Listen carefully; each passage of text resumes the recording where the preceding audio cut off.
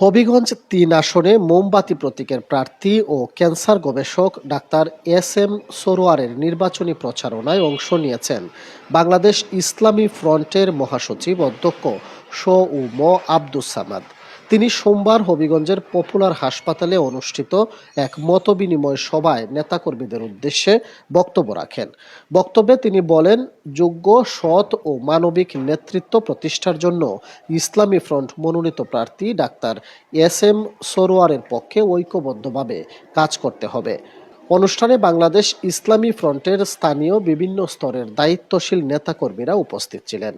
এছাড়া উপস্থিত ছিলেন বাংলাদেশ ইসলামী ছাত্র সেনার কেন্দ্রীয় সভাপতি মোহাম্মদ আজাদ হোসেন সহ বাংলাদেশ ইসলামী যুব সেনা ও ইসলামী ফ্রন্টের অন্যান্য শীর্ষ নেতৃবৃন্দ।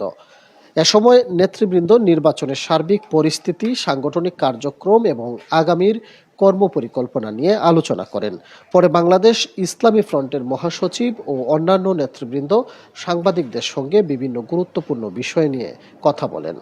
অনুষ্ঠানে উপস্থিত নেতাকর্মীরা বলেন, ডাক্তার এস.এম. সরোয়ারের নেতৃত্বে হবিগঞ্জ-৩ আসনে একটি ন্যায়ভিত্তিক ও মানবিক রাজনৈতিক পরিবেশ প্রতিষ্ঠার ব্যাপারে তারা আশাবাদী। আমরা যেহেতু এই পর্যায়ে রাষ্ট্র ক্ষমতায় যাওয়ার আমাদের কি নাই, সুযোগ নাই, আমরা কয়েকটি আসনে বিজয়ী হব ইনশাল্লাহ। ওই আসনগুলোর বিজয়ীরা এই ব্যাপারে পদক্ষেপ গ্রহণ করবে ইনশাল্লাহ। অ্যাকচুয়ালি বিদ্যা, বুদ্ধি, যুক্তি, জ্ঞান সবগুলো দিয়ে যখন মোকাবেলা করতে ব্যর্থ হয়, তখন ব্যর্থ লোকরা মিথ্যা টেক দিয়ে প্রতিপক্ষকে মোকাবেলা করার চেষ্টা করে। যারা আমাদের প্রার্থীদের সাথে জ্ঞান, বুদ্ধি, বিবেক, যুক্তি কোনো দিক দিয়ে মোকাবেলা করতে পারছে না, এই জন্য এরা নতুন করে টেক লাগাইয়ে আমাদের প্রার্থীদেরকে বিতর্কিত করার চেষ্টা করছে। তাদের এই চেষ্টা কখনো সফল হবে না ইনশাআল্লাহ। আমরা আশাবাদী মানুষ।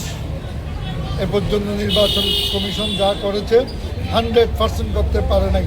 তারপরে আমরা আশা করব নির্বাচন কমিশনকে আমি অনুরোধ করেছিলাম, আমাদের সাথে তাদের সংলাপ হয়েছে, তারা স্বীকার করেছে আমাদের দাবির প্রতি। তারা প্রমাণ করবে তারা একটা নিরপেক্ষ নির্বাচন জাতিকে উপহার দিতে পারে। প্রচুর হুমকি আসতেছে বিভিন্ন জায়গায়। আমরা সমস্ত হুমকি, সন্ত্রাসী কার্যক্রমকে ইমানি চেতনা দিয়ে মোকাবেলা করব। হত্যা, হুমকির পরিবর্তে আমরা এ জাতীয় কর্মকাণ্ড অংশগ্রহণ করব না। আমরা আশা করছি এদেশের মানুষ দীর্ঘদিন সন্ত্রাস, খুন, হত্যা, গুম দেখেছে। সেটার পরিবর্তে একটি আন্তরিক, সুষ্ঠু পরিবেশে এই নির্বাচন উপহার হবে। সেটা আমরা সরকার এবং দেশবাসীর কাছে আশা করছি। আল্লাহর অশেষ রহমতে আমি যত দিকেই গিয়েছি, বিশেষ করে প্রত্যেকটি ইউনিয়নে আমার যাওয়া হয়েছে। আল্লাহর অশেষ রহমতে প্রত্যেকটা ইউনিয়নেই মানুষ বলছে যে আমরা এবার পরিবর্তন চাই।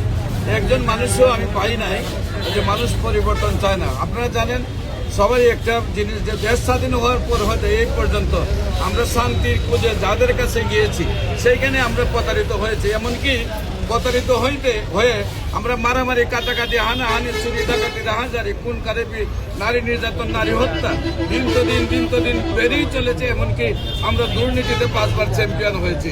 আপনারা জানেন, প্রায় 150-র ঊর্ধ্বে মাজার ভাঙ্গা হয়েছে। সেটা প্রতিটা মানুষের হৃদয়ে রক্ত গণনা হচ্ছে, কিন্তু সুন্নিরা কোনো সন্ত্রাস জানে না। একটা মাজার ভাঙ্গার জন্য তার বাড়ি ভাঙতে পারে না, তারা বিচার চায়। সেই জন্যই আজকে যদি সংসদে তারা যেতে পারে তাহলে তাদের সেই বিচারগুলো হবে। এবং পাশাপাশি আপনারা দেখেছেন, কবর থেকে মানুষ তুলে 2 মাস পরে তাজা লাশকে তারা আগুন দিয়ে জ্বালিয়ে দিচ্ছে। সেইগুলোর বিচার মানুষ চায়। সাধারণ জনগণ, সেই শান্তিপূর্ণ মানুষগুলি এই দেশে যেমনিভাবে সন্ত্রাস দিন বেড়ে চলেছে, এতে সবার প্রতি আস্থা হারিয়েছে। মানুষ নতুন কিছু চাই হিসাবে আহলে সুন্নাত ওয়াল জামাতকে বেছে নিয়েছে, বৃহত্তর সুন্নি জোটকে বেছে নিয়েছে। এবং আমি বিশ্বাস করি, যদি সঠিক দায়িত্ব সাংবাদিক ভাইরা পালন করেন তাহলে অবাধ, সুষ্ঠু, নিরপেক্ষ একটি নির্বাচন হবে। এবং অবাধ, সুষ্ঠু, নিরপেক্ষ নির্বাচন হলে মোমবাতি এদেশের 90% ভোট পেয়ে বিজয় লাভ করবে।